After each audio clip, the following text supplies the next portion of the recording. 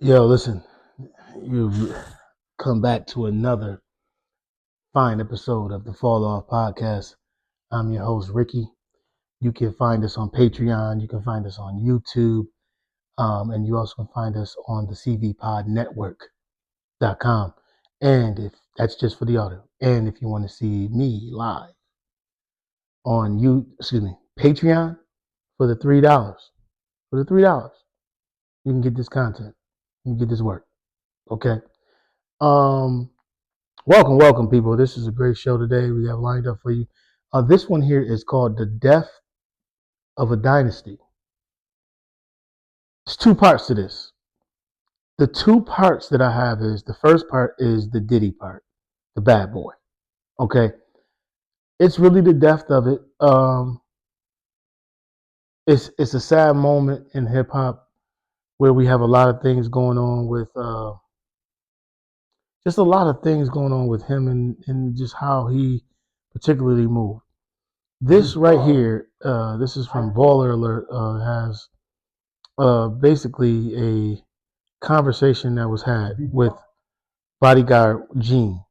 And I want you guys to hear this because this is amazing. Listen. He sound like he drunk. I can only tell you what I spoke on the stuff on my own platform before. You understand? Puff hated Shyne after this. He hated Shyne. Why hate him? And why'd he hate him? Somebody had to fall. And Wolf wasn't taking the fall. Oh, so Wolf did it. Anybody that was there, I know this young lady said Puff did the shooting. What I was told,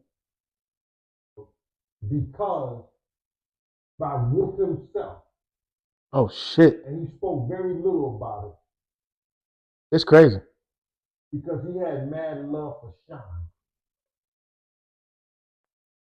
Shyne did pull the trigger. Oh, shit. He may have been one of the first to pull the trigger. Oh, shit. Now, because his political aspirations and what he's doing now, he can't look like the villain. And see, here's the point I'll be trying to say, like, yo, listen, y'all, my frustration with a lot of this stuff is like now you coming out and saying this. You know what I'm saying? Like, shit, Gene, a lot of these bodyguards, a lot of these people got a lot of this information. They got NDAs and they got all of this stuff, but move away from it. You know what I'm saying? Like even with the Shyne thing, he gets out and he got this documentary that just came out. He got this so disgust and disdain for Diddy for that situation for doing 8 years, and because he did 8 years because of Diddy, of what he said. Now this comes out that hey, no, he really actually did the shooting. So how you so mad? So now I see why you would go over. Puff got some money for you. He don't want you to come out and say nothing bad or whatever have you, or he told you, you know what I'm saying, this is how we're going to play it, and this is what it is. My thing is, man, you rolling and acting like a thug, and you toting guns, that's what's going to be. I mean, everybody that walk out the house with a gun is not flashing, and you don't even know they even got it, and they don't even act like it. You know what I'm saying? So this is what they were portraying. This was the bad boy. And, it started with Big's death. The death of the dynasty was starting to happen. And that spawned the start of the dynasty of Jayz. But also at the end, the death of the death of Bad Boy, he had to reinvent himself and go from Puffy to Diddy. And doing so, he did a good job. I mean, but at the same time, he just had demons in him. I don't know the inner workings of that man and thing. I mean, I only know what I've seen, what's been told, what's been said. But there's a lot of stuff that is fabricated. They're keeping a lot of things up in the media too. I think he just did something to where he was so-called in jail, calling witnesses and tampering. If that's true, I mean, can you blame him? You know what I'm saying? Like, if you got the means to get it done, can you blame him? You know what I'm saying? Because let's just think about it. Some things may totally be true, and some things may be just fabricated all the way to its end, into its core. So I don't know, but the Death of the Dynasty kind of came relatively fast, and it was quick. It was over before it started, and that was with Big, I believe, and then trying to get Shyne and trying to recreate that. Our next thing is the death of the dynasty of a real dynasty of the Jay-Z of the Roc-a-fella.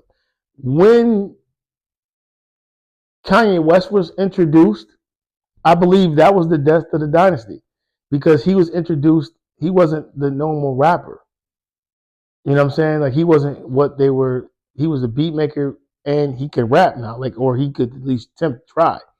He wasn't that great at it. You know what I'm saying? But you got to figure when you are a artist and you can articulate yourself, like you can regurgitate the words that are given to you, oh, you're gonna be awesome.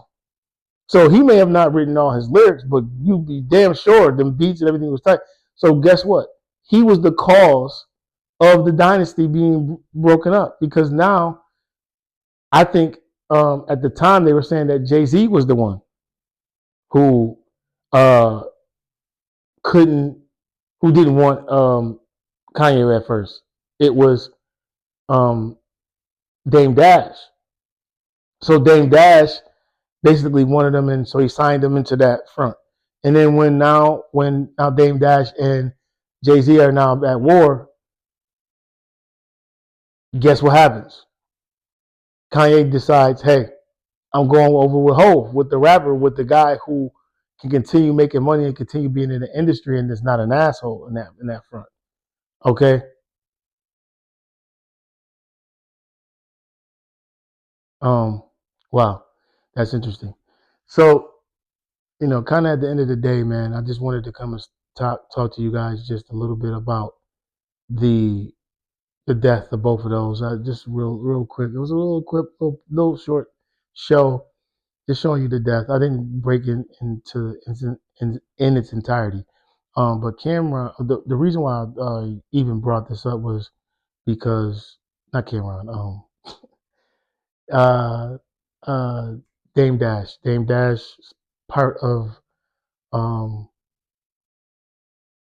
think it was part of Reasonable Doubt, stake or whatever in that album or in something that had to do with it, was bought for $1 million, and now he has no more ties to Roc-a-fella in that.